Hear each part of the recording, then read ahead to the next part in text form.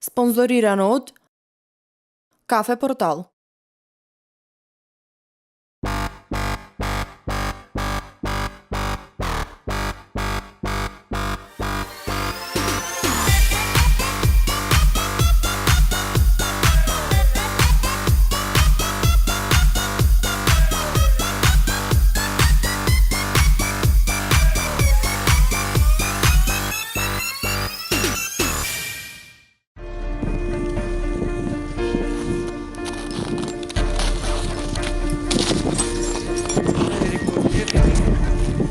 Алпинистот Здравко Дејановиќ во 2014 година го искачи врвот К2, 8611 метри надворска височина. Втор највисок врв на планетата се наоѓа во пакистанскиот дел на Хималаите. Само Монте Еверест е повисок од К2, но искачувањето на К2 се смета за доста потешко од искачувањето на Монте Еверест, дури е вброен во најсмртоносните врвови на светот. Дејановиќ своите искуства, совети, слабости подеми и мисли реши да ги сложи во книгата Како го искачив К2, за целото негово искуство во разговорот во продолжение.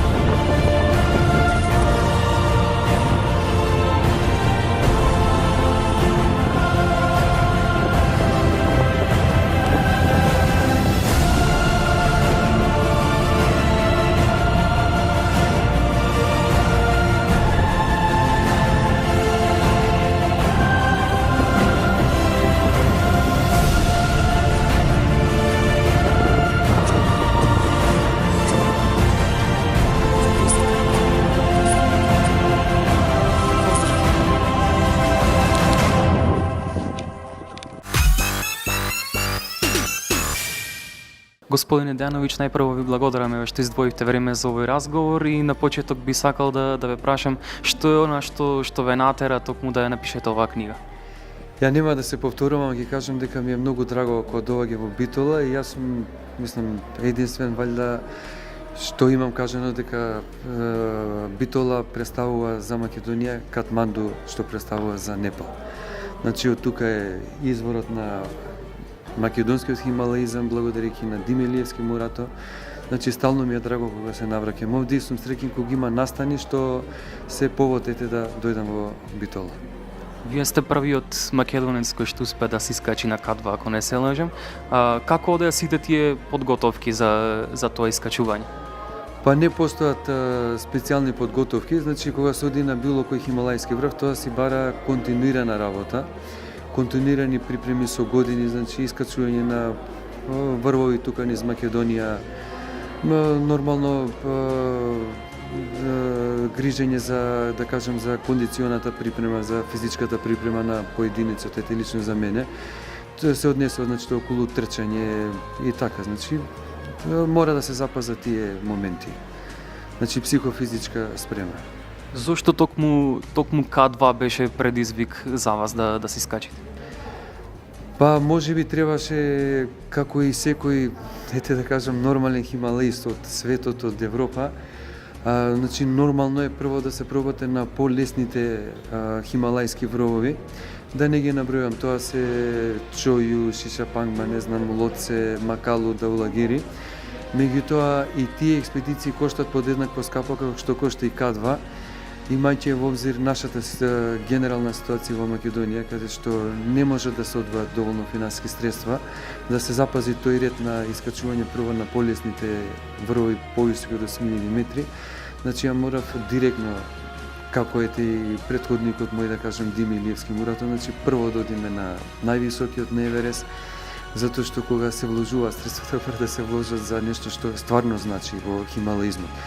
Ја не ги омаловажувам другите врвови како што ги напомнав, меѓутоа кога веќе одвојуваме средства поубаво да се оди на тие по еминентните врвови. Така, значи, ја прво отидов на Монт Еверест, одма после тоа следеше К2, значи без разлика што можеби не бев доволно сигурен у себе како ќе се снајдам таму, сепак е тоа доста тежок врв. Меѓутоа, пак ја кажам, главна причина беа финансиите, кога ги сторува средствата, поубаво да отидам на К2 отколку на некој врв, што ете некако со сигурност би го качил, да кажам. Да не ги набројам пак, Чоју, Даулагири, Манаслу. Какво беше чувството кога се приближувавте кон врвот и со какви искуства се вративте во Македонија? Па ја сум кажал многу прилики, можеби за некој што е од тука како гледач на сите тие хималајски настани, можеби се очекува дека пред самиот врв сме среќни, радосни, меѓутоа самите актери таму, значи меѓу кои бев и јас, немаме време, немаме простор за радост, за среќа. Ја пиша во книгата, баш оваа книга, дека и на 100 и на 200 метри пред врвот не се дадов да ме понесе тоа чувство дека врвот го мислам дека врвот со сигурност го искачам, затоа што има многу ситуации на хималаите, посебно на овие тешки врвови, кога на буквално на 20 на метри пред врвот се случуваат, ете да кажеме, нагла промена на времето или се случува појава на висинска болест кај поединецот и да не се искачи врвот. Значи ја држев до самиот врв без да ме обзема тие чувства на радост. На врвот кога стигна веќе нормално малку се опуштив, меѓутоа и тука не се опуштаме многу, затоа што тоа е само некои викаат 50% завршена работа, искачувањето на врвот. Ја би рекол можеби не и ни 30%, затоа што најтешкото следува, тоа е спуштањето. Ние само и ова би кажал, понесени од желбата или од мотивите да се искачи врвот, некогаш си ја трошиме целата енергија за да стигнеме до него, без да мислиме дали ќе имаме доволно енергија да се вратиме назад. Ја би кажал само дека спуштањето е многу поопасно и најголем дел од тие, за жал, нестрекни случаи се случуваат на спуштање. Има некоја статистика колку е точно, не знам, дека 80% од загинатите се на спуштање. Би сакал да ве прашаме накратко, доколку може да ми кажете какви беа вашите почетоци и зошто се заинтересиравте да се занимавате токму со овој спорт? Па, јас се бавам со спорт од најрана возраст. Има прилика као гимназијалец да тренирам фудбал меѓутоа тоа беше неуспешно, се одрази многу лошо врз мојата настава во гимназија. Изгубив една година, па од дома бев спречен да продолжам со фудбалот, па некако најдов малку простор и разбирање кај родителите, па тренирав и ракомет, меѓутоа војската ги прекина тие активни бавења со спортот, па нели после тоа факултетот и така, меѓутоа планинарството е нешто изгледа што ме повлече, кај што можев да дадам се од себе, каде што претпоставувам и добро се снаоѓам. Значи почетоците беа некаде пред 20 на години, и тоа го имам кажано многу пати, под притисок на мојот пријател, сегашен ми е зет за сестра, Златко Пејковски од Скопје. Значи он ме повлече на водно, како и секој скопјанец, претпоставам како и секој битолчанец што првите чекори му се на Пелистер. Значи на водно и едноставно за мене не постоеше граница, као отворени хоризонти ми беа сите врвови и многу брзо почнав да ги скачам сите врвови позначени во Македонија. Не застанав тука, продолжив и надвор од Македонија. Во вашата кариера, дали може би имате некоја статистика на колку врвови сте се искачили и кои се предизвиците кои сакате да ги совладате во иднина? Па за врвови повисоки од 5000 метри точно знам кои се. Би ги набројал кратко, значи Арарат, Елбрус, Аконкагва, Мустагата, Монтеверес, Пик Ленин, К2, значи на К2 бев, да појаснам, само 2 пати. 2013 година беше неуспешна експедиција, никој од сите членови што бевме таму присутни не го искачи врвот. Значи па 2014 повторно К2 успешно, па 2015 на Пурна и значи тоа се врвови над 5000 метри и би ги напоменал Монблан го имам 2 пати скачена, нели он е понизок од 5000 метри, 4880 мислам дека беше. И оваа година за прв пат Матерхорн имав прилика да отидам и го искачив самостојно соло, значи искачување имав на Матерхорн. А следни планови ми се, ја би напоменал само дека има 14 врва повисоки од 8000 метри. Сите, освен К2, се искачени во зимски период. Збориме за јануари и за февруар, што се третира дека е многу потешко од искачувањето во нормални услови кога е мај, јуни или јули. И се спремам, ако успееме да се собереме како тим од цел свет, барем минимум 10 луѓе се спремаме, значи оваа година некаде декември да заминеме во зимско искачување на К2. Значи би напоменал уште еднаш, К2 е единствен врв повисок од 8000 метри што не е искачен во зимски период. И представува едно од најголемите, би представувало за тој што ги го искачи како едно од најголемите достигнувања, според мене најголемо достигнување во хималаизмот. Самиот податок дека до сега никој не успел тоа го направи, имало повеќе обиди, значи дека е тоа последно нешто што е останато на Хималаите неискачено. Некаде прочита ваше интервју во кое велите дека К2 може да биде ковен врв, но може да биде и сјајна звезда. Зошто К2 е толку специфичен врв? Па К2, ја не би ги делел К2 и Анапурна, не се специфични, меѓутоа се тешки за искачување заради рутите кои што се таму вертикални, со опасности од постојани опасности од лавини, од камена, од камени лавини, од лед, од снег. Значи самата структура на планината е таква да е многу тешка за искачување. Ви благодарам, господин Денановиќ, и секако ви посакувам во иднина совладување на сите врвови кои ги имате како предизвик во вашата кариера. Ви благодарам, па очекувам дека во скоро време може ќе имаме уште поубав повод за повторно да се видиме. Ја би се задржал повише околу искачувањето на К2, скоро сите знаете, нели бевте присутни на презентацијата. Ја ќе ви го кажам она што го кажував и по медиуми овие денови. Значи, ова е прва ваква книга во Македонија, од ваков карактер, нели, за искачување на Хималајски врв. Книгата е, значи, сама по себе е настаната, поради тоа што целата приказка за К2 никош не можев да објаснам ни за презентации кои траат по пола саат, да кажем, значи 30 минути, па и саат нека биде, нити па по медиумите, како што се електронски штампани медиуми. Значи, К2 си е посебна приказка и мислам дека требаше тоа што го направив, нели, да се преточи во една ваква книга. На вас останува да кажете дали книгата е добра. Главна цел, значи главна цел на книгата е чисто да се колку може посликовито да ги објаснам, значи географските моменти од Значи од самиот масив на Каракорум, како се стига до град, мислам уопште како се стига значи до базниот логор на К2. Во книгата објаснето се проаѓа значи прво Скардово едно градче кој што е последно, па Сколе, значи се обидов да ја објаснам каква е самата рута на движење, да имате представа. Значи самото искачување каков е гребенот, значи ова е Абрузи гребенот. Ја не би се повторила за К2 колку е тежок, каков е, тоа прилика веќе сите го знаете. Што треба за да се искачи, значи тоа го има кажано на презентацијата. Значи сакам само книгата да наведам некои психолошки моменти кои што нормално јас не можев да ги кажам веднаш кога се вратив од К2, зашто презентациите беа месец, два, три по враќањето од К2. Нормално за еден ваков врв, па и за било кој врв треба да слегнат самите настани, самите емоции, па да можете покасно да се да објасните како што треба. Значи, тоа е отприлика за книгата К2, јас ја пуштив и малку порано во продажба, со главна цел да може да се прочита, значи, предходно, и некој, например, ако е присутен на презентацијата, да му дообјаснам она што не може да го објаснам, да кажеме, поконкретно во книгата. Ако имате некои прашања да поставите, јас ќе пуштам сега некои видеа, значи, као што кажав, ова видео, значи, од YouTube снимнато од 2016 година.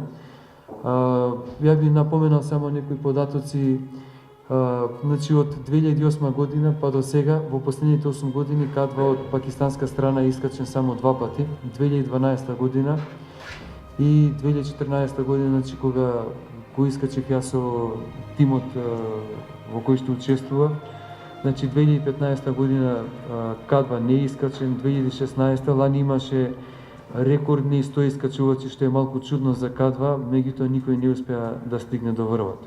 Значи, оваа снимка е од минатогодишното искачување. Јас она колку што може по снимката и колку што можев на интернет што да видам, значи временските услови биле добри. Која е причината, не знам. Тоа е тоа, значи не би се задржувале многу. Мене би било драго ако имате некои прашања да поставите. Јас сега ќе го исклучам ова видео, ќе пуштам некои од 2-3 видеа мои што не ги пуштав по презентациите. Значи, во книгата ќе видите, се трудам да објаснам колку е самиот пат ризичен да се стигне до Асколи, тоа е, значи, последното место каде што одиме со возила. Ја би оставил на кратко трае, чисто да го видите патот колку е ризичен, и тоа е само во еден дел сниман.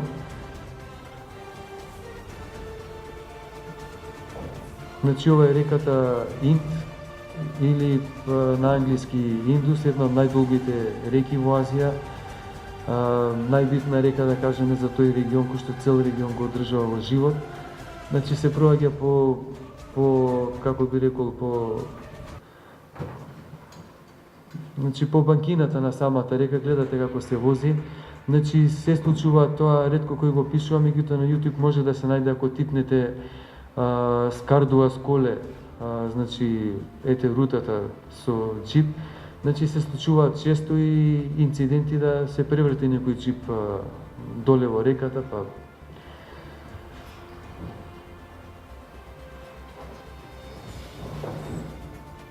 значи, тоа приликете така колку да ви биде јасно кога ќе читате книгата. Ова не би го прикажал, ова, значи, е мојата снимка од Хаочин, ја прикажав, уште еднаш ќе прикажам, може би некој не бил присутен, значи ова е лично моја снимка, ова е Реза Иранецо пред мене. Значи, во книгата е убаво пишано, Хаочин е некаде 50-60 метри зависи кога го гледате од каде почнува. Значи, вертикален процеп, значи еден доста тежок детаљ. Има луѓе доваѓаат до тука, мислам искачувачи, не успеваат самиот детес да го искачат, нели Хаочин, па да се враќат и завршува експедицијата за нив. Значи, за тука треба и техника алпинистичка, меѓутоа треба и мускули за ова да се помине. Да, ова е, значи, снимка некој од вториот камп. Значи, ова се мои видеа, сега што ги прикажам. Да, прво прикажав, значи, како на презентацијата во Скопје, значи, патот како се стига до Асколе, па Хаус чимни, значи хаус чимни се наоѓа 50 на метри висинска разлика по вториот камп. Значи ова е вториот камп, тука не се гледа убаво на камерата, не може да долови, значи има голем нагиб. Шатор не може да се иска да се припреми платформа за него, па мора да се копа во ледот, да се барат стари шатори кои што се искинати па да се напластуваат еден врз друг, да се направи како таква платформа и никош платформата не е има туку сликите, по сликите ќе видите, целост на него е до пола, ако се направи тоа е убаво колку да влезете внатре, па таму нема лежење во тие кампови, па уседечка положба ќе едноставно ќе бдеете буквално цела ноќ. Значи тоа беше вториот камп. Ова значи се видеа што ги немав на презентацијата прикажано, ова е третиот камп. Исто му е видео, ова е Турчинот Ајдин, во книгата се има малку и на него задржано.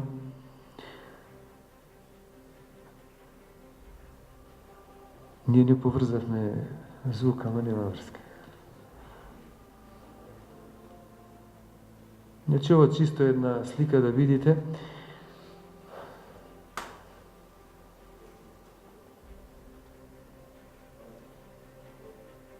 Значи он е сместен на 7300 метри.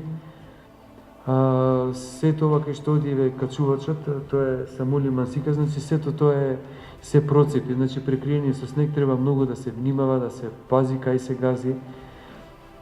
Значи и тука се случуваат инциденти. Третиот камп за мене е она што јас го видов, може и вие да го видите на видеото, значи релативно е сигурен, меѓутоа си имате тука доста инциденти случајно од лавини. 2013 година во книгата е опишено баш тука, значи загина двајца членови од Нов Зеланд.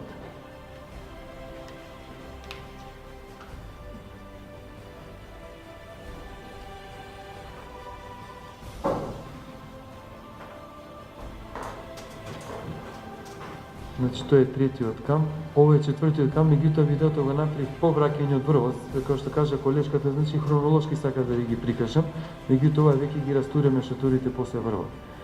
Значи четвртиот камп, зависно од условите во моментот кој што се таму да кажеме, може да се постави на 7800, 7900. Условите беа такви да моравме ние многу погоре да го поставиме кампот, негде на според GPS-от баш на Самули Мансика беше 8040 метри. Значи тука веќе нема многу шатори. Ова е значи единственото место да кажем од сите ти претходни три кампа, значи во овој камп каде што имате убава платформа да поставите и да може кога ќе влезете внатре да се испружите. Значи тоа е четвртиот камп, од тука се заминува кон врвот.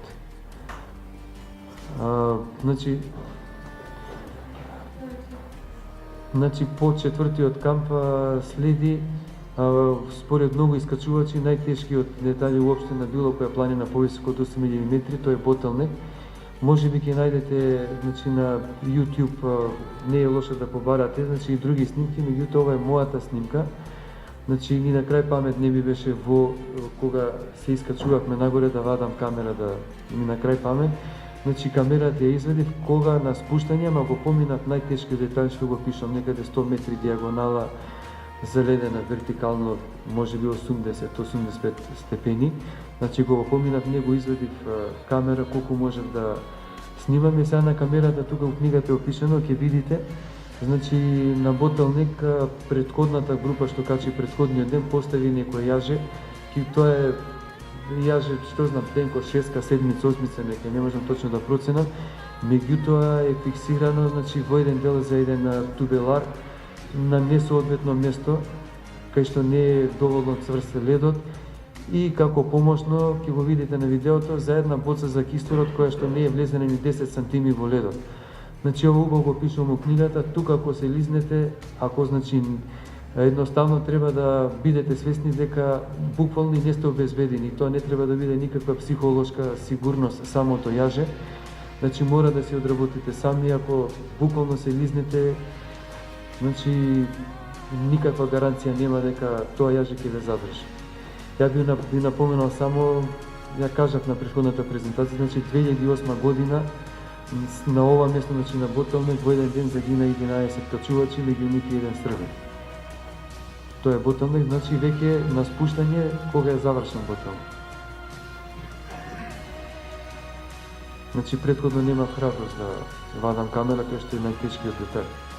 Ја тоа видеото не ми се отвора, еве се отвора.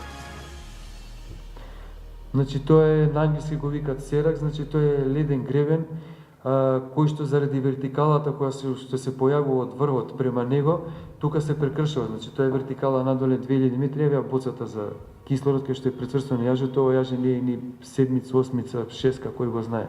У тие моменти тоа ми беше последно што требаше да го видам. Значи ова веќе надоле се спуштаме, завршен е ботелник и доле у десна страна ќе го пуштам уште еднаш, сакате да го видите, после се обрати внимание на ете во Саша Грбече тука да видите како ние се обезбедуваме на ботелник, колку ни е сигурно. Значи ова гледате вертикала висока, можеби 200 метри од гребенот, не знам, 150 на метри. Видовте тубеларот е можеби сантим 2 у ледот и значи другиот крај е на боца за кислород. Во најтешкиот дел, значи меѓутоа мора сите тие факти да ги потиснете у себе, ако сакате да направите успех кога одите нагоре или ако сакате да се вратите дома, значи кога се спуштате, едноставно ако ви проработи тој момент дека тоа воопште не е сигурно, може ќе затреперат раце, нози.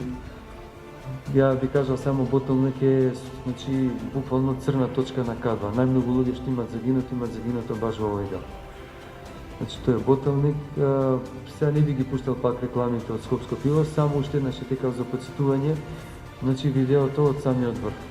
Значи, ова е лично моје видео. Ја пак би кажал величенствени моменти кога сте горе, едноставно можеби не бев свесен дека сум горе, дека сум на К2. Зашто некоја работа која тлее во вас со години, да кажам 10-15 години, како некој императив, едноставно кога ќе го постигнете, веќе кога да не сте свесни дека сте го постигнале тој успех.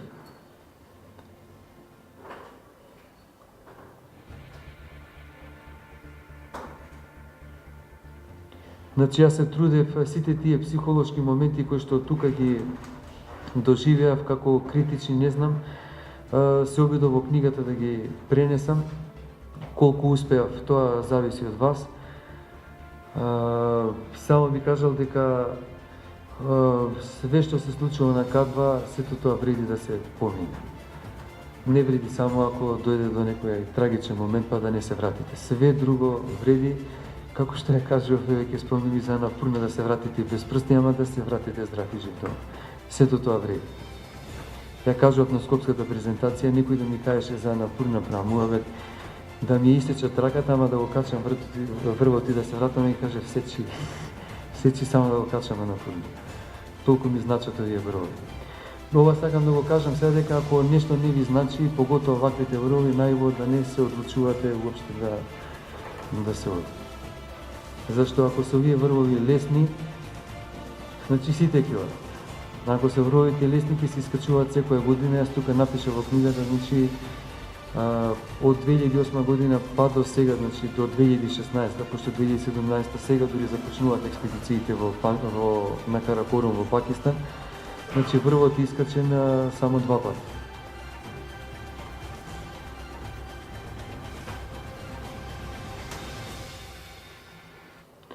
Ја би напоменал, не чисто ете да се знае, значи тука на врвот од сите што бевме присутни, значи само јас и Мигма успеавме и камера да извадиме и да направиме некој видео.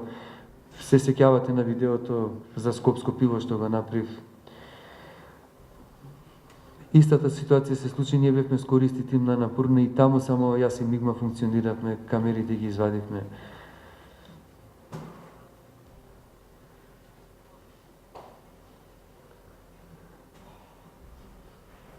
Значи, мислам дека се задржа во книгата на најбитните моменти. Ја би кажал на кратко, ете и Владко случајно се знае со луѓето што ја штампаа книгата, требаше биде некаде 120 страни. Меѓутоа, пред се од финансиски причини ја намаливме на 100 страни, ги намаливме сликите, гледате се во некој дел многу малецки. Само заради тоа што ако се одеше на 120 страни, без разлика дали биле 120 или 190 страни, книгата ќе ме кошташе дупло поскапо. А главен момент за книгата не е комерцијалниот, значи некаде колку ме кошта буквално толку и нека се продава. Значи целта е целото моје искуство да ви биде достапно, да не се оптеретувате финансиски и да ви остане како колекција на секој од вас. Ја само би напоменал, значи значи ја веќе започнам со пишување на книга за Анапурна. Само би кажал дека на Анапурна се случија многу пострашни работи него на К2. Јас имав среќа на К2, не знам кој ме праша, мислам Петар дека беше, ако не сум углечка, пошто со многу луѓе имам контакти, значи во книгата, не во книгата, него во едно интервју во Нова Македонија напишав, К2 може да биде кошмар, меѓутоа може да ви биде една сјајна звезда во душата што ќе носите цел живот. Значи јас на К2 поминав убаво и затоа ми е сјајна звезда. Меѓутоа за Анапурна нема тоа да го кажам, затоа што се случија многу трагични настани. Јас само би напоменал дека како најава во рок од 24 часа лично јас бев на Анапурна 3 пати осуден на смрт од кој што се излекував. Едното е лавината која не погоди цел тим, јас тоа го постирав. Предпоставувам поголем дел од вас го имат видено, ако треба пак ќе постирам и уште два моменти што ќе ги прочитате у книгата. И плюс, значи, бев осуден на смрт не само на цел тим, цела ноќ да преживееме на 7400 метри, значи сепак беше 24 март, тоест 25 март ноќте, значи зимски услови, кога температурата според моја проценка, значи на Анапурна во 3 сат после руче, кога бев минија морот, беше сигурно преку минус 50, ноќта може беше и повеќе. Имаше многу травматични моменти, мислам дека освен Мигма, сите други се вративме дома како инвалиди. Јас можеби ќе се одлучам кога ќе држам презентација да пуштам снимки од Турчинот Ајдин, кој што и тука имаше проблеми на К2, меѓутоа он дојде на Анапурна со нас, па му се случија смрзнатини, му ги стекува прстите од нозете, претходно на Монте Еврест му ги стекува прстите од рацете, значи нека биде чисто најава дека ќе има за 3-4 месеци нова книга за Анапурна. И би кажал логички дека што е мој следен план? Следен план е искачување на К2 во зимски услови.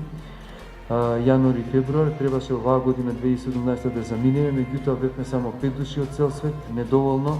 Очекувам дека оваа година можеби ќе се собереме 10, па да тргнеме кон едно такво искачување. До сега имало 3,1/4 као нецелосна експедиција во зимско искачување на К2. Сите завршили неуспешно, некои од нив со трагични моменти.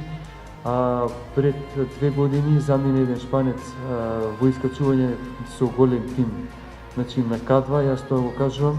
Алекс Чиконе, можеби некој од вас го знае, он го искачи лани како предпоследен не искаче Нанга Парбат во зимски услови. Сакам да кажам колку он бил спремен и мотивиран за едно такво искачување. Он стигна, значи, пред 2 години на К2 со јак тим, стигнаа дента во базниот логор, не ги отворија шаторите, се вратија назад, тргнаа према Нанга Парбат, значи ја прекина експедицијата. Ја му пишав еднаш два пати на Алекс Чикон што е причината, пред се преди тоа што јас сакам да пробам. Он други работи ми одговара, меѓутоа никош не ми пиша зашто стигнале у базниот логор и одма истиот ден со сепортери цел тим се вратиле назад. Ваljda ќе имам прилика да видам што е барем базниот логор во зимски услови на К2, па може би за нешто побаре. Значи, тоа е од прилика. Ако имате некои прашања, ќе ми биде драго да ви одговорам. Најнапред да ви се заблагодарам за вашето присуство и делегацијата на вашата пријавачето искуство за искачувањето на К2. Ме интересира мене, покрајто сигурен сум дека во вашата книга е опишан мотивот кој е натералот да се искачи на многу тежок за искачување, но дали би можеле ние како четиво, кој првпат, што кажате, вие е пишан збор за искачувањето на книгалите од страна на македонските алпинисти, дали може вашите истински следбеници, кои сигурно ги има и тука, да може да користат овој пишан збор за четиво како едно технично помагало за идните искачување римни, конкретно на К2, да не е опишано во книгата вашето патешествие, некои проблеми таму, каде треба да се обрне внимание при искачувањето. Да, значи јас се потрудив колку можев да ги објаснам сите тешки моменти пред се психолошки. Значи тоа е моje видување.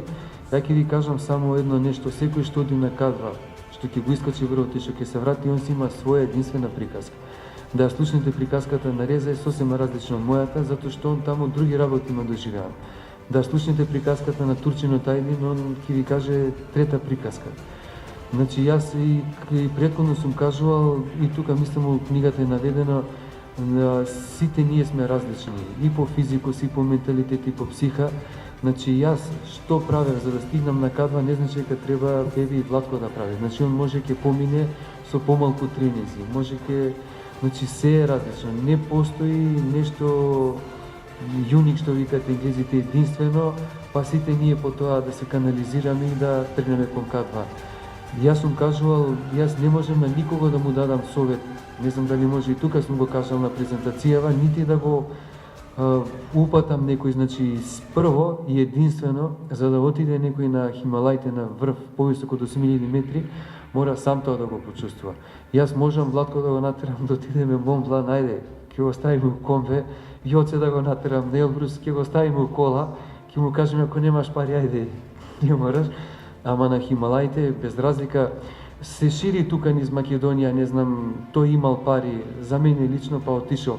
Значи со пари вие ќе стигнете до базниот лов. Ја гарантирам секој еден. Меѓутоа крај. Значи веќе нагоре, јас тоа се обидов тука да го опишам што све се случуваме. Значи парите се само авионска карта и лиценцата да ја платите. За Монт Еверест истото правило важи. Јас сум многу огорчен. Искрено ќе ви кажам, многу често може и вие гледате, се објавува по Facebook изјавите на Меснер. Ја не знам кој му е филмот на Меснер. Цел почит за него, човекот прв ги искачил сите 14, меѓутоа кода човекот нешто изгубил реалност, па мава по Монт Еверест дека е комерцијален врвот. Врвот Монт Еверест не е комерцијален. Врвот Монт Еверест каков бил кога бил почитуваниот Вине Илиевски, таков и денес, таков бил и кога бил Едмунд Хилари. Секој тој врв мора да го качи сам. Дали е комерцијално нешто ако некој ви понуди на вас шатор во базниот логор со телевизор, голема работа. Имах ја во руската експедиција 2010 година телевизор, никој не го гледаше. Имавме маса за пинг-понг, не кријам ја на 5000 метри, носа черпасите. Тоа нема врска со самото искачување. Поигравме 2-3 пати пинг-понг и се збори комерцијална била експедицијата. Сега не знам некои други нешто оваа година и заборив однеле на Монт Еверест, ете така нешто за забава, тоа било комерцијално. Не е тоа комерцијално затоа што само во еден викенд ако пратите на Монт Еверест оваа година загинаа 7 луѓе. Има видеа се вртат по Facebook за двајца, еден шерпас и еден пакистански качувач кој се обидел да го искачи Монт Еверест, па на 8600 колабирале, па пробале да ги симнуваат со јажиња, па ги влечат како да се како ете, не ќе тоа да го кажам, значи ги влечат како? Како време ја го гледав тоа видео. Сте го гледале, значи кај има тука комерцијално, ја не знам. Значи тоа се недолични изјави од луѓе што го обележале химализмот како да кажеме ете Меснер. Значи јас не можам на никој ни да го упатам, ни да му давам совет. Многу е погрешно, јас тоа го кажувам, што луѓе мислат дека Еверест е лесен да се качи. Јас кажам, Еверест е лесен, ама во однос на К2 и на Анапурна. Јас тоа ќе го кажам затоа што сум бил и на едниот, на вториот и на третиот. Ние не криеме, значи се знае, Еверест е планинарски врв. Имате во некои делови, например, од северната страна се вика Нордкол како леден гребен, меѓутоа тоа е 100 метри и не е онаков како што е К2 или Анапурна. Мислам, тие делови се толку едноставни, има јажиња, тие јажиња се одржуваат. Значи, секој треба однатре, ако што викаме повик на природата, однатре ако ти дојде, ако нешто те повлече за таму. Например, ја најмалку сакам, еви во книгата, никаде не дадов некој финансиски податок. Тоа би уништило книгата и самото искачување. Меѓутоа ќе кажам јас за овие 3 врва, значи 4 пати сум бил на Хималаите, значи Монт Еверест, 2 пати К2, еднаш Анапурна. Лично мои средства, значи имав и донации, знаете, од Пивара, нешто од Агенција спорт и млади, лично мои средства дадов 50.000 евра. Значи не се во прашање парите, значи мора тоа однатре да ве повлечи да сакате да го направите. Мене луѓе ме прашуваа после Монт Еверест, ја добив од Федерација 15.000 евра, не криеме, дадовме уште околу 15.000 евра за лиценцата, нели, кошта околу 30.000 евра и 5.000 евра дадов за комплетно за опремата. Луѓе ми викаат што не си купи джип. Значи, мојата филозофија е тој джип после 2 години ќе скапеш. Немаше да вреди од 30.000 евра ни 5.000 евра. Останува Монтеверес, К2 2013 година, јас немав никаква поддршка ни од федерација, затоа што луѓето мисле дека јас ќе загинам таму. Мислам, тоа сите го знаат, може вие не го знаете. И мора да дам мои 22.000 евра. Значи, кога некој има доблест да даде 22.000 евра, не го прави тоа ни за слава, не го прави за ништо, не го мора нешто однатре да ве потикне. Тоа, значи, го пренесуваме ве на сите мои следбеници, како што рековте, ако ве повлече нешто, одете таму. Ако не ве повлече... Секој случај вашите истрачувачки успеси се едно повеќе пишани избор ќе остане за повеќе генерации. Во тој смисол е сепак да кажам дека било кој што ќе чита, може би ќе се најде некаде нешто, Ја ќе ви кажам една тајна, ве разбирам што само една тајна да ви кажам. Значи, јас ниедна книга не сум сакал у последниве 15 години што ги пишувале, не знам, Меснер, Бонати и не знам некој друг да прочитам. Никогаш не сум сакал. Сакав ја да се заштитам себе си, зашто преку тие книги може да ќе добиев некоја друга визија, перцепција за се што се случува таму. Тоа не значи дека вие не треба да читате. Меѓутоа, јас, поентата ми беше, јас бев детерминиран уште на самиот почеток дека не ми е мене целта ни Елбрус, ни Аконкагва, него мене ми е целта пред се Анапурна ми беше целта. Јас во книгата за Анапурна, може, ако се сеќавате, кажав и тука за Анапурна, ако имавме презентација, кој настан ме повлече уопште да мислам за Хималаите. Тоа беше загинувањето на Букреев, тој е руски качувач, 18 пати бил над 8000 метри, значи Еверест 4-5 пати и некои други врвови ги повторувал. Загинал на Пурна и јас кога го читав тоа викам каков е тој врв каде што загинал таков човек. Значи тоа ми беше и нормално и К2 и Монтеверес. Тие три врва. Некој друго прашање ако има? Ова година, околу цената на спомената, ова година која цената на истрачување. Да, расте секоја година. Не 11.000 евра, долари оствари, 11.000 долари кошта лиценцата за искачување на Монтеверес. Тука не се влезени никакви други услуги, а вие не можете само лиценца да купите за Монтеверес, него мора да ги прифатите услугите што ви ги дава таа агенција, што ви дава лиценцата, тоа се значи храна до базен, логор, не знам и такви работи. Во таа цена, значи, што ви дават, вклучени се и тие јажиња што ги фиксираат горе одредени шерпаси кои што им е тоа работа, значи обврска.